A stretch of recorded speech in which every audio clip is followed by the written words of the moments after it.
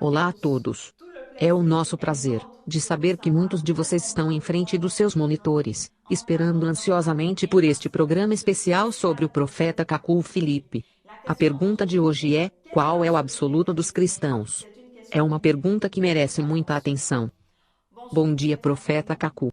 Bom dia, senhora. Primeiramente, posso saber qual é o absoluto dos cristãos? O absoluto dos cristãos não é Jesus Cristo de Nazaré, não é a Santa Bíblia, não é um anjo, não é um sacerdote, ou um rabino, não é um pastor ou um profeta da igreja. Mas o absoluto dos cristãos é um profeta vivo.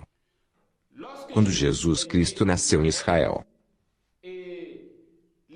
os rabinos estavam lá, os escribas estavam lá, os rolos dos profetas estavam lá. Mas ninguém sabia onde Jesus Cristo nasceu. E como não havia profeta na terra, Deus enviou uma estrela. Era uma estrela que guiou os magos. Porque, fora do profeta vivo, um homem não pode ser o absoluto dos cristãos na terra. O absoluto dos filhos de Deus na terra é somente um profeta vivo. É isto. Portanto, profeta Cacul Filipe, quem é o profeta vivo que é o absoluto dos cristãos hoje? Como você foi diretamente ao ponto, eu também irei diretamente ao ponto. E o profeta vivo hoje é o profeta Cacul Filipe. Portanto, Jesus Cristo não é o absoluto dos cristãos? Senhora, Jesus Cristo nunca foi o absoluto dos cristãos hoje. Ele era o absoluto dos cristãos 2000 anos atrás, em Israel. Ele era o absoluto dos judeus lá. Mas, hoje, ele não pode ser o absoluto. Da mesma maneira, um livro chamado Bíblia não pode ser o absoluto. Jesus Cristo tinha duas missões. Primeiramente, Jesus Cristo redimiu a humanidade de Adão até ao fim dos tempos. Jesus Cristo morreu na cruz para a redenção de toda a humanidade, incluindo eu mesmo.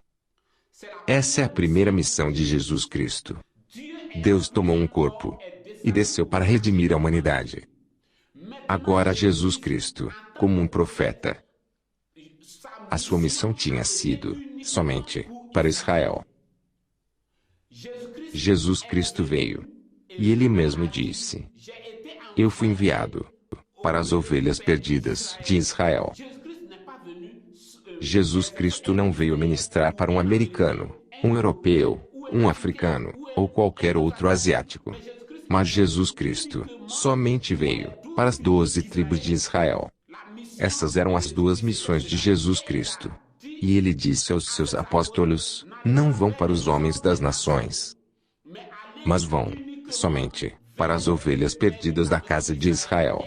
E depois da morte de Jesus Cristo, os apóstolos não foram pregar ao povo das nações. Eles não podem fazer isso. Depois da morte de Jesus Cristo, se um apóstolo devia pregar os homens das nações, então este apóstolo não respeitaria a palavra do seu mestre. Ele seria um falso apóstolo. Mas os apóstolos pregaram somente aos judeus. E é isso que a humanidade tem que saber. O Senhor diz que Jesus Cristo não é o absoluto dos cristãos, e contudo o Senhor prega Jesus Eu Cristo. prego. Como explica isso? Eu prego Jesus Cristo pela sua redenção da humanidade. Mas hoje, eu prego uma nova mensagem. Assim como Isaías e Jeremias pregaram uma nova mensagem no seu tempo. O Senhor deve por conseguinte pregar Cacul Filipe, não Jesus Cristo. Mas os discípulos que estão comigo, os apóstolos pregam Cacul Filipe. É isto. Mas profeta Cacul, Jesus Cristo disse que a sua mensagem seria pregada em toda parte do mundo, em Mateus 28:19. Como é que o Senhor vem com a sua própria mensagem? Senhora, Jesus Cristo disse aos seus apóstolos que a sua mensagem seria pregada nas nações. Primeiramente, põe em mente que Deus pode ver Israel como sendo as nações por causa das 12 tribos, assim como eu posso olhar para a América como sendo estados. Portanto, quando Jesus Cristo disse aos seus apóstolos, para irem pregar em todas as nações, Jesus Cristo quis dizer que os apóstolos deviam ir pregar aos judeus que estavam em dispersão entre as nações. Não era para os pagãos. Um apóstolo de Jesus Cristo não pode ir pregar a um francês ou a um americano e outros. Não é possível. Você tem que saber que a missão de Jesus Cristo era somente para Israel. É isto. Somente para Israel. E Jesus Cristo disse aos seus apóstolos que, no fim dos tempos, 12 tronos serão colocados. E eles sentarão naqueles 12 tronos, para julgar as 12 tribos de Israel. Porque ele foi enviado para as 12 tribos de Israel. A sua missão era, somente, para as 12 tribos de Israel. Jesus Cristo tinha 12 apóstolos judeus. E ninguém pode levantar-se e dizer que ele é um apóstolo de Jesus, enquanto ele não for um judeu, enquanto ele não estiver no número dos 12. Não pode haver um 13º apóstolo de Jesus Cristo. Todos aqueles que levantam-se hoje e dizem que eles são apóstolos, que eles são pastores profetas de Jesus, todas essas pessoas são demônios. Mesmo Paulo, não era Jesus como um profeta que enviou Paulo. Você vê? Jesus Cristo tinha um total de 12 apóstolos, e Jesus Cristo cumpriu a sua missão na terra. Assim como Moisés também tinha cumprido a sua missão. Quando Moisés terminou a sua missão, havia profetas que vieram depois de Moisés. Mas aqueles profetas não vieram para.